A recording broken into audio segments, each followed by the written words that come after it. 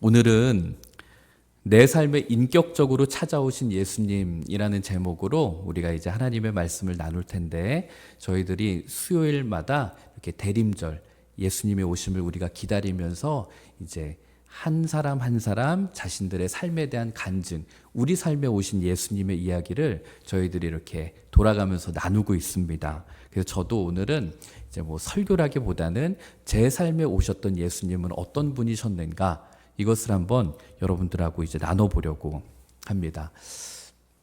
제가 담임 목사님하고 이제 함께 동역을 사역을 한 지가 이제 한 9년 정도 되는 것 같아요. 그 전에 있던 교회에서도 한 5년 있었고, 여기서도 이제 한 4년 하다 보니까 이제 꽤 오래 제가 이제 목사님하고 함께 하다 보니 이제 제 주변에 이제 정삼위 목사님도 알고 저도 알고 이런 분들이 이제 저한테 이렇게 와가지고 물어보는 질문이 있어요. 그 질문이 뭔가 하면, 왜 정삼위 목사님하고 같이 사역해?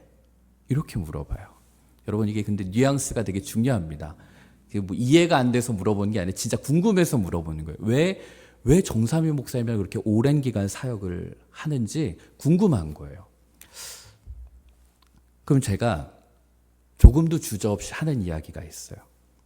제가 무슨 얘기를 하냐면, 내가 정 목사님을 이렇게 오래 사역할 수 있는 건 내가 그동안 사역하면서 만났던 목사님들 가운데 가장 나를 인격적으로 대해주셨던 분이거든.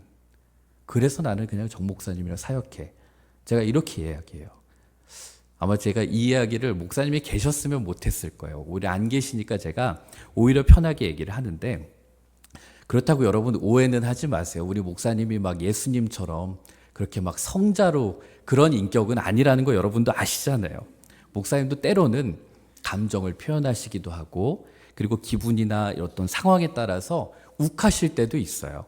그러니까 목사님이 막 정말 모든 것이 막 다 자비롭고 막 인격적 이런 건 아니래도, 제가 목회 여정을 이렇게 걸어오면서 그동안 교회에서 수많은 선배 목사님들하고 같이 이렇게 사역을 해왔습니다. 그런데 여러분, 목회자들끼리는 다 막 배려하고 막 존댓말 쓰고 막 상대방의 마음을 보듬어주고 이럴 것 같죠? 의외로 안 그렇습니다. 목회자들이 이 선후배라는 개념이 있다 보니까 때로는 너가 내 학교 후배고 너는 이 목회 얘기를 들어왔잖아. 이러니까 막 성도님들한테는 엄청 잘하다가도 딱 문 닫고 사무실 들어오면 싹 바뀌고, 이런 목사님들도 계세요. 그러니까 내가 목회자의 한 길로 들어섰고 너는 내 후배라는 이유 하나만으로 무례하게 후배 사역자를 대하는 경우가 상당히 많습니다. 그러다 보니까 저는 이제 부교육자로서 교회들을 옮겨 다닐 때가 있고, 이제 어느 교회를 이력서를 써야 될 때가 있고, 그럴 때 내 나름대로 그 교회를 선택하는 기준이 있어야 되겠다. 그 교회 목사님, 그 리더를 선택하는 기준을 하나 만들어야 되겠다. 여러분, 항상 리더가 아랫사람 뽑는 기준만 있는 것이 아니라 아랫사람도 내가 어떤 리더를 모실 것인가에 대한 기준이 있습니다. 저는 저 나름대로 그 기준을 뭘로 잡았는가 하면 리더의 인격이었어요. 그분이 설교를 잘하냐 못하냐, 그분이 뭐 공부를 많이 했냐 못했냐, 뭐 성장을 시켰냐 못했냐, 이것보다 중요한 것은 그 목사님, 그 리더가 갖고 있는 인격이었어요. 왜 그러냐 하면 우리가 믿는 하나님도 인격적인 분이시기 때문에 그렇습니다. 그런데 안타깝게도 제가 처음에 받아들이게 된 하나님, 제가 처음 만난 하나님은 그렇게 인격적인 분이 아니셨어요. 제 이야기를 좀 나누면, 저희 가족, 저희 부모님은 여의도 순복음교회를 다니셨어요. 이 자리에도 여의도 순복음교회 다니신 분들이 계신 줄 제가 압니다. 특히 저희 어머니는 아주 순복음교회에 특화된 그런 분이셨어요. 그러다 보니까 열정적이시고, 그리고 또 신앙교육이 굉장히 엄격하고 완고하고 강했습니다. 아주 스파르타식이었어요. 그래서 저희 집은 주일날 교회를 안 가면 거의 대역죄인 취급을 받아야만 했어요. 거의 뭐 사람 대우를 못 받는 거예요. 밥을 교회도 안 갔는데. 그래서 무슨 일이 있어서 막 예배 참석이 어렵거나 주일 성수가 어려우면 정말 주일 새벽 예배를 가든지 아니면 여의도 순복음교회는 또 저녁 예배가 있었어요. 아니면 그거라도 꼭 가야만 했어요. 그걸 갔다 와야 그래도 어머니에게 사람 대접을 받을 수 있는 거예요. 근데 주일 성수보다 더 저희 어머니가 완고했던 거는 11조였어요. 11조. 11조를 너무 중요하게 여기셨어요. 근데 너무 중요하게 여기시다 보니까 이게 어느 정도까지 가냐면 혹시라도 제가 뭔가 일을 하다가 뭐가 좀 잘 안 되거나 혹은 뭔가 좀 안 좋은 일이 생기면 무조건 그 원인을 11조에서 찾으시는 거예요. 너 11조 했어? 물어보시는 거예요. 뭐 안 했다. 뭐 이러면 너 그거 11조 안 해서 그런 일 생기는 거야. 너 그거 하나님 거 도적질 했으니까 그래서 너 하나님이 그걸로 치시는 거야. 이 이야기를 되게 많이 듣고 컸어요. 이 자리에 계신 여러분들은 한 번도 이런 말 해보신 적 없으시죠? 이렇게 누군가에게 하거나 뭐 여기 우리 교회 분들은 다 그러시지는 않을 것 같아요. 그런데 아마 신앙생활을 오래 해오신 분들 가운데에는 지금 저희 어머니가 저에게 했던 이 표현, 이런 이야기를 아마 한 번쯤은 목회자나 혹은 주변에 소위 믿음이 좋다고 하시는 분들에게 이런 이야기 아마 한 번쯤은 들어보신 적이 있을 겁니다. 이제 그렇게 자라다 보니까 제 안에는 어떤 하나님에 대한 생각, 관점이 형성되는가 하면 하나님에 대한 저의 인식은 늘 두려움이었어요. 하나님은 늘 두려운 분이에요. 하나님은 늘 무서운 분이세요. 언제나 저를 혼내려고 기다리고 계신 분처럼 느껴지는 거예요. 마치 이 얘가 뭘 잘못한 게 있나 계속 저를 일거수일투족 감시하는 분처럼 느껴지고, 그래서 저를 비롯해서 저희 형제들, 저희 가족들의 신앙생활을 제가 지금 돌이켜보니까 저희 가족들의 신앙생활은 매우 경직되어 있었고 매우 종교적이었습니다. 늘 하나님의 눈치를 보면서 살았고요. 주일을 지키는 거나 11조를 하는 거나 이것들이 감사와 감격에서 흘러나와야 되는데 이것을 하지 않으면 내가 하나님으로부터 혼날 것 같고 내가 하나님으로부터 어떤 벌을 받을 것 같은 그런 두려움 속에서 11조를 하고 주일 성수를 하게 되는 거예요. 쉽게 말해서 그냥 하나님으로부터 벌 받지 않으려고 발버둥 치는 그런 신앙생활을 하고 있었던 겁니다. 혹시 여러분들 가운데서도 이렇게 신앙생활하는 분들이 계실지도 모르겠습니다. 저는 보기와는 다르게 제가 공부를 그렇게 잘 못했습니다. 되게 공부를 잘할 것처럼 생각하시는 분들이 있는데 사실 공부를 좀 잘 못했어요. 그리고 공부를 안 했어요. 뺀질거리고 안 했는데 그러다가 제가 뒤늦게 이제 고등학교를 가서 뒤늦게 이제 발등에 불이 떨어지니까 공부를 해야 되겠더라고요. 그래서 막 공부를 하는데 그 초등학교 때부터 차근차근 해온 사람들이랑 비교했을 때 어떻게 그렇게 성적이 확 늘어나겠어요. 그러니까 공부를 해도 결국은 제가 원하는 대학을 갈 수가 없었어요. 근데 또 사람이 또 욕심은 있고 그래서 그냥 일단 대학 하나 합격해 놓은 거는 그냥 이제 휴학을 해 놓고 저는 계속 수능 시험을 쳤어요. 한 번, 두 번 정도면 붙어야 되는데 3번 계속 쳐도 제가 원하는 학교를 갈 수 있는 성적이 안 나오는 거예요.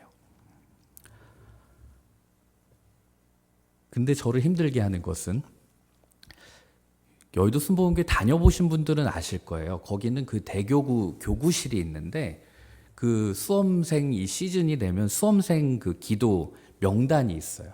근데 그 명단을 정말 크게 해서 저희 뒤 벽면 정도의 크기로 해서 벽에 붙여놔요. 그리고 수험생 이름이 다 적혀 있는데 저의 이름은 늘 맨 처음에 있었어요. 맨 첫 번째. 왜냐하면 저희 어머니의 신조 중에 하나가 천국은 침노하는 자의 것이다. 그 사람들이 그 명단 보면서 끝까지 기도 못한다. 그러니까 맨 앞에 무조건 넣어야 된다 해서 제 이름은 항상 그 현수막에 맨 첫 번째였어요. 게다가 저희가 종로중구 대교구였거든요. 그러다 보니까 거기에 매일 그 제일 대교구 중에서도 맨 첫 번째, 그 교구에서도 처음에 적힌 이름이 제 이름이었는데, 여러분 그 이름이 적힌 게 한두 번이어야지 매년 그 이름이 맨 앞자리에 있는 거죠. 그러니까 제가 이제 수능을 3번째 친다라는 것을 저희 뭐 가족뿐만이 아니라 저희 교구 모든 목사님들 다 아시는 거예요. 그러니까 그분들도 아마 그랬겠죠. 아니, 저 김영희 권사님 아들은 작년에도 있었던 것 같은데 올해도 또 수능을 치다 보네. 계속 그렇게 되는 거예요. 그러다 결국은 제가 3번째 수능 시험에 떨어졌을 때, 이건 저희 어머니가 듣고 하신 이야기였어요. 한 권사님께서 당시 교구, 저희 어머니 교구를 담당하시던 목사님에게, 목사님, 원석이는 이 길이 아닌가 봅니다. 그렇게 이야기를 하시더래요. 그 이제 교구 목사님도 당황하시고, 아유, 뭐 권사님 뭘 또 그렇게 말씀하세요 이러면서 얼버무리시더래요. 근데 저희 어머니도 그 이야기를 듣는데 기분이 썩 좋지 않으시더래요. 근데 사실 이 권사님뿐만이 아니라 주변에 계신 분들 가운데서도 말은 안 해도 다 그런 눈치셨어요. 그럴 만도 한 게, 저희 어머니가 저를 가지실 때 100일 금식 기도를 하고 가지셨어요. 저희 어머니 딸, 이젠 더 이상 뒤로 갈 수 있는 곳이 없기 때문에 정말 벼랑 끝이라 생각하시고 그렇게 기도하신 거예요. 그리고 저를 가지셨어요. 결국은 제가 태어났고 어머니가 그때 서원을 하셨대요. 이 아이는 하나님께 바치겠다고. 그 이야기, 그 간증 교인분들도 다 아시니까. 그래서 그 이야기를 하도 주변에 있는 분들도 다 많이 알고 하니까 주변에 있는 분들이, 아, 원석이가 계속 저렇게 뭔가가 떨어지는 건 주의 종이 되어야 되는 거 아닌가, 목회자가 돼야 되는 거 아닌가, 이런 이야기들을 사람들이 생각하기 시작한 거예요. 그런데 저는 그 말이 그렇게 싫더라고요. 사람들이 그렇게, 원석이가 저렇게 뭐가 안 풀리는 건 목회자가 돼야 되는 것 같아, 그 길 안 가서 저러는 것 같아, 이런 이야기들. 왜 저는 그 말이 싫었는가 하면, 아니, 하나님이라고 하는 분이 정말 전지전능하시고 만물을 만드신 분이고 그렇게 대단하신 분이 고작 자기가 원하는 대로 제가 그 길 안 간다고 그래서 제 인생을 그렇게 막고 제 인생을 망치고, 아유, 그렇게 속 좁은 하나님이 어디 있냐. 아무리 하나님이라도 그렇지. 아, 나는 그렇게 자기 말 안 듣는다고 그냥 인생 망치는 그런 하나님, 아우, 나는 그분이랑 같이 하고 싶지 않아. 자기 말 잘 들으면 주고 자기 말 안 들으면 인생을 막고, 그게 무슨 하나님이야. 그건 우리 어머니나 우리 아버지나 비슷하지. 그게 사람이지 그게 하나님이야. 이런 마음이 저에게 있었어요. 그래서 하나님이 싫더라고요. 그래서 뭐 결국 저는 이제 원하는 대학을 가질 못해요. 그렇게 시험을 쳤는데도. 그거 얼마나 부끄러워요. 제 주변에 있는 모든 사람 다 알고 교회에 있는 분들 다 알고, 사실 뭐 지금 보면 그렇게 부끄러워할 일도 아닌데 그때는 그게 그렇게 부끄럽더라고요. 그래서 너무 창피해서 어떻게 했는가 하면 군대로 도망을 쳤어요. 군대 가면 아무도 저를 안 찾을 것 같은 거예요. 그래가지고 그냥 군대 입대를 해가지고 군에 가게 됐어요. 근데 저는 이 군대를 간 게 제 인생의 이제 터닝 포인트라고 그러죠. 이제 전환점이 되는 순간이 됩니다. 저는 이제 경북 영천에 있는 그 삼사관학교라는 곳에서 이제 조교로 군복무를 했어요. 조교로 이제 군복무를 하는데, 저도 이제 처음 집을 떠나봤거든요. 그리고 막 제 인생은, 제 자존감은 다 무너져 버렸죠.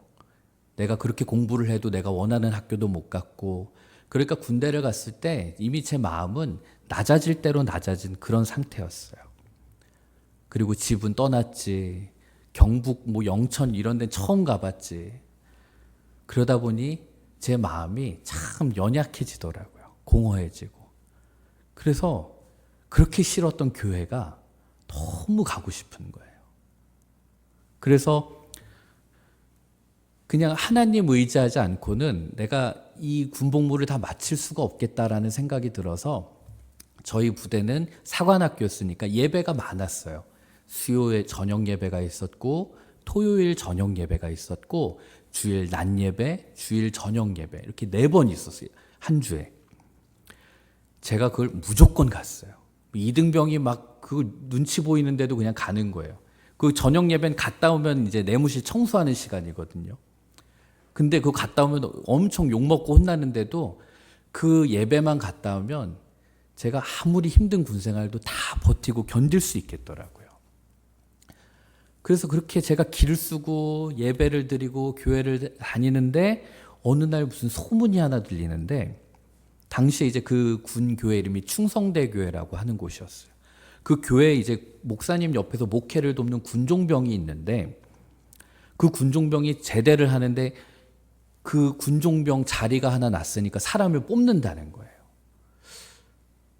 근데 부대 안에 신학생들이 굉장히 많았거든요. 목회자 아들도 있고. 근데 왜 그냥 일반 병사 가운데 뽑는다고 하는 거지? 참고로 제가 나중에 알았는데 그 목사님이 너무 무서운 분이셔가지고 이미 목회자 자녀들은 다 뒤에서 조사해 보니까 야, 그 목사님 밑에 가면 고생한대. 그리고 신학생들도 막 주변에 알아보니까 그 목사님 밑에 가서 배울 거 없고 엄청 힘들대 이러니까 얘네들이 다 안 간다 그런 거예요.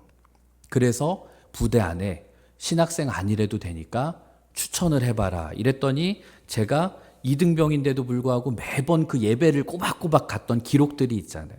그러니까 이제 부대에서 얘 한번 올려보자 이렇게 된 거예요. 근데 이제 목사님이 이뤄내면 괜찮다. 꼬박꼬박 예배 오고. 그래서 제가 조교였다가 그 보직이 변경이 되면서 이제 교회에서 군종병을 하게 돼요. 그 군종 목사님 옆에서 목회를 돕는 일을 이제 하게 되는 거예요. 근데 여러분 말이 좋아 군종병이지 그냥 그 교회의 그냥 종이라고 보시면 돼요. 그냥 새벽에 나와서 불 켜고 목사님 물 따라 드리고 물 청소하고 분리수거하고 매번 이제 그런 일이었어요. 근데도 그게 그렇게 행복하더라고요. 그런데 다 행복한데 저를 제일 힘들게 하는 일이 하나 있었는데 그 군종 목사님이 이만한 예화집이 있는 책을 하나 저한테 주시고는 하루에 그 안에 있는 예화 30개씩 예화 30편을 아침, 점심, 저녁 3번에 나눠서 타이핑을 쳐가지고 제가 그 USB에 넣어서 드려야 되는 거였어요. 30개. 매일 딴짓 못하도록. 그래서 이제 매일 이걸 치는데 얼마나 그게 이제 싫었겠어요. 얼마나 귀찮고. 억지로 치는 거예요, 억지로. 근데 제가 그걸 억지로 어느 날 치다가 참 부끄럽지만 교회를 그렇게 다녔는데도 저는 돌아온 탕자 이야기를 그렇게 제대로 읽어본 적이 없었어요. 근데 이걸 치니까 제가 읽게 되잖아요. 읽는데 돌아온 탕자 이야기를 딱 보는데 저도 처음 겪어보는 거였어요. 거기에 있는 그 탕자가 저의 모습 같은 거예요. 이게 내 얘기 아닌가? 그러면서 그 기다리고 있는 그 아버지의 모습이 하나님이 나를 기다리고 계시는 것 같다 라는 생각이 그때 든 거예요. 그래서 제가 얼마나 그게 저도 놀랬고 저도 좀 당황스러워서 제가 그날 아침에 그렇게 그걸 묵상하고 저희 어머니한테 전화를 했어요. 그래서 엄마 성경에 보니까 탕자 이런 이야기가 있는데 아세요? 이러니까 알지 이러시더라고요. 근데 제가 근데 거기 나온 탕자가 저 같아요. 그리고 하나님이 저를 기다린다고 하시는 말씀 같아요. 제가 그 이야기를 제가 저희 어머니에게 했어요. 그러면서 제가 그때 엄마 내가 이제 군생활 마치고 이제 사회로 돌아가면 그때는 내가 교회 가서 꼭 교회 출석하고 말씀 읽고 성경 공부하고 찬양대 봉사도 하고 그렇게 신앙생활을 해야겠다. 그리고 나중에 혹시 기회가 되면 목회자가 되는 건 아니지만 신학 공부라도 좀 해야 되겠다. 이런 이야기를 제가 전화로 드렸었어요. 그리고 이제 제가 군 생활을 마치고 딱 전역을 했는데 그 사람 마음이라는 게 군대에 있을 때 다르고 나와서 다르더라고요. 딱 나오니까 그 마음이 싹 사라지더라고요. 내가 뭐 성경 공부를 뭐 교회를 이건 이제 그냥 다 지워지고 순식간에 지워지고 다시 제 안에 해결되지 못했던 대학의 문제. 내가 어쨌든 이 대학을 가야 되는데 나이는 들어가고 군대는 마쳤는데 아직도 공부는 제대로 못했고 그러다가 제가 든 생각이 또 꾀가 나서 이걸 내가 단숨에 뒤엎으려면 유학을 가야 되겠다. 이거밖에 방법이 없겠다. 왜냐하면 한국에 있으면 또 사람들한테 창피하니까 자존심도 상하고 그래서 또 유학을 가겠다고 그래서 또 막 어학원 가서 공부를 했어요. 근데 공부를 하는데 갑자기 제가 유학을 가려고 하는 그때가 되니까 환율이 엄청 오르더라고요. 그래서 뭐 저희 집에서는 감당이 안 될 정도로 환율이 올라서 제가 그때 공부하던 걸 다 내려놓고 처음으로 그때 하나님 앞에 제가 정말 진심으로 기도하기 시작했어요. 하나님이 제 인생에 원하시는 게 뭡니까? 뭔가 이거는 제가 느끼기에도 하나님이 제 인생을 막으시는 것 같았어요. 근데 이제는 이걸 누구에게 말을 할 수가 없는 거예요. 저 혼자 생각이고. 그래서 그때 유학을 준비하던 걸 다 내려놓고 제가 유일하게 그냥 입학만 해놨던 그 대학, 거기도 사실 지방대였어요. 그래서 제가 더 가기 싫었던 것 같아요. 그런데 어쨌든 거기를 가야 되니까 이제 글로 복학을 해서 거기서 2년 동안 제가 공부를 해야 뭐 나중에 편입을 하든가 뭘 하든가 하니까. 그래서 그때 이제 돌아가서 공부를 2년을 하면서 제가 그때 내가 정말 신학을 할 건지, 내가 정말 목회자가 될 건지를 2년 동안 한번 고민해보자. 그리고 기도해보자 하면서 제가 이제 시골로 가게 됐어요. 춘천이었어요. 그때 그 한 2년을 제가 원룸을 하다 얻어서 지내는데 저는 지금 생각해도 그때 제가 수도원 같이 지냈던 것 같아요. 학교 수업 가고 오고 하는 모든 과정 속에서 늘 귀에는 설교를 듣고 있었고요. 그때 제가 제일 많이 들었던 게 이찬수 목사님, 이재철 목사님, 김동호 목사님이었어요. 하루에 여러분 설교 한 3-4편씩 듣다 보면 그 한 목사님 몇 년치 설교를 일주일이면 후다닥 다 들어요. 그리고 제가 하여튼 빌릴 수 있는 도서관에서 빌릴 수 있는 신앙서적은 그때 다 빌려서 표지라도 쓸어본 것 같아요. 그리고 늘 항상 기도했던 것이 그때 하나님 제가 진짜 목회자가 돼야 됩니까? 제가 신학을 해야 됩니까? 그거였어요. 근데 그런 상황 속에서 어느 날 제가 말씀을 읽다가 제 마음을 확 사로잡았던 말씀이 오늘 우리가 읽었던 이 말씀입니다. 볼지어다 내가 문 밖에 서서 두드리노니 누구든지 내 음성을 듣고 문을 열면 내가 그에게로 들어가 그와 더불어 먹고 그는 나와 더불어 먹으리라. 저는 이 말씀을 보면서 뭐가 와닿았냐면 문 밖에 서서 두드리고 계신 하나님. 여러분은 이거 신기하지 않으세요? 너무 당연하게 문 밖에 서서 두드리시지. 그런데 여러분, 하나님은 얼마든지 노크하지 않고 그냥 문 확 열고 들어오실 수 있는 분이에요. 그렇게 해도 누구도 뭐라고 할 수 없어요. 그런데 그 하나님이 강제로 문 열지 않으시고 문 밖에 서서 제 마음의 밖에 서서 그 문을 열 때까지 그냥 두드리고 계시는 거예요. 이상하다. 그동안 내가 어렸을 때부터 배웠던, 어렸을 때부터 내가 들어왔던 우리 어머니를 통해서 내가 만난 하나님은 이런 분이 아니신데 너 왜 마음 문 안 열어? 일로 와. 확 끌어당기고 마음대로 문 열고 넌 내가 데려갈게. 늘 이런 하나님이셨는데 여기서 얘기하는 하나님은 좀 다르더라고요. 저는 이 말씀이 저의 믿음 생활에 있어서 엄청난 변화를 가져온 말씀이었어요. 하나님에 대한 저의 관점이 180도 바뀌는 그런 순간이었어요. 제가 그 당시에는 정말 하루도 빼놓지 않고 했던 기도가 하나님, 저 정말 목회자의 길을 가야 됩니까? 말아야 됩니까? 였어요. 왜냐하면 2년 안에 결정이 나야 되니까. 그런데 그날 이 기도를 하는데 그때 하나님이 저에게 다가오셔서 하셨던 말씀이 물론 제 귓가에 음성으로 들린 건 아니었어요.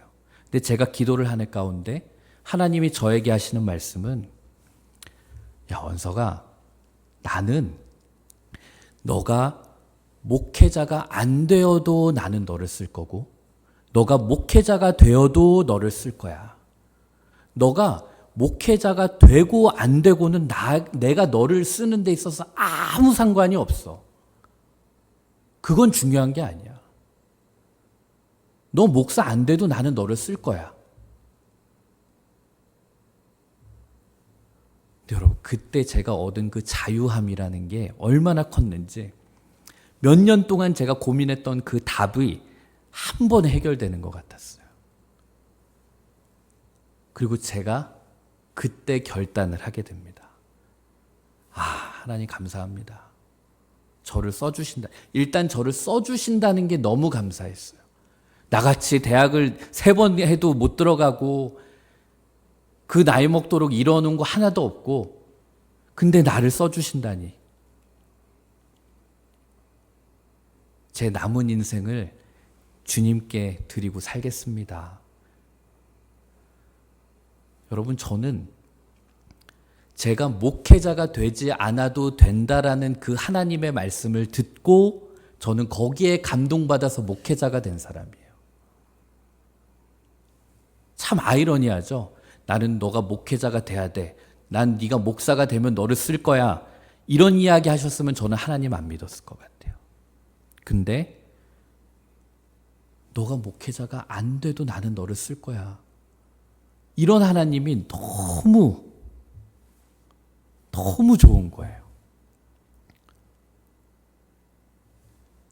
만약에 제가 목회자가 돼야만 저를 쓰고 제가 목회자가 안 되면 주의 종이 안 되면 저를 버리시는 하나님이라고 한다면 그렇게 무례하고 그렇게 강압적인 하나님이었다면 저는 그분하고 함께하고 싶지 않았을 거예요. 그러나 저를 문 밖에 서서 제가 문을 열 때까지 두드리고 계신 그 하나님, 그런 인격적인 하나님이시라면 내가 이런 분 위해서 내 인생 모든 것을 다 드려도 아깝지 않겠다. 저는 그 결단을 하게 되었어요. 그래서 저는 신학교를 갔고 그래서 저는 목회자가 됐어요. 여러분, 목회자들마다 저마다 다 사명이 있어요. 부르심의 자리가 있고 그래서 저는 목회자들을 보면 늘 물어봐요. 뭐 예를 들면 엄선한 전사는 왜 목회자가 됐어? 그리고 뭐에 대한 부름을 받은 것 같아? 이런 걸 제가 물어봐요, 항상.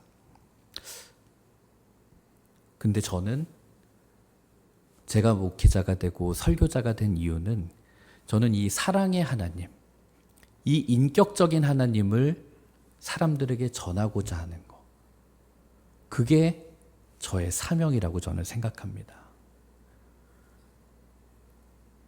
왜냐하면 아직도 혹은 이 자리에도 여전히 하나님이라는 분을 생각하면 벌벌 떨고 두렵고 나를 혼내실 것만 같은 그런 폭군 같고 늘 회초리를 들고 나를 혼낼 것만 생각하고 계신 그런 분처럼 느껴지시는 분들이 계실지 모르겠습니다. 여러분, 물론 하나님이 때로는 우리를 엄하게 혼내실 때도 있고요. 때로는 우리의 삶에 강권적으로 개입해서 우리의 삶을 확 끌고 가실 때도 있습니다. 그러나 우리가 믿는 하나님은 본질적으로는 사랑의 하나님이십니다. 우리가 사랑의 하나님을 만날 때 우리들의 인생이 달라질 수 있어요. 여러분, 우리는 대림절을 지나고 있습니다. 여러분은 어떤 예수님을 기다리고 계신가요? 안 기다리고 계신데 제가 괜히 여쭤본 건 아닌지 모르겠는데, 대림절은 우리들이 예수님을 기다리면서 예수님을 묵상하는 시간이에요. 저마다 여러분에게 기다림의 모습들이 있을 텐데, 바라기는 저에게 인격적으로 다가오신 그 사랑의 주님이 여러분들께서도 이 대림절 기간에 그 사랑의 주님을 만나고 경험하셨으면 좋겠습니다. 그리고 혹시 주변에 그냥 내가 겪었던 그 강압적인 하나님을 빙자해서 누군가에게 정죄하고 판단하고 함부로 말했던 그런 경험들이 있다면, 아마 자녀들한테 그런 이야기 하시지 않으셨어요? 너 그렇게 뭐 예배 안 가고 너 교회 안 가면 너 하나님이 너 그거 안 되게 하신다. 너 뭐 시험 못 보게 하신다. 하나님 그런 분 아니시거든요. 혹시라도 그런 경험이 있다면 우리 아이들에게도 주변에 있는 사람에게도 이 사랑의 하나님을 전하는 그런 저와 여러분이 되었으면 좋겠습니다.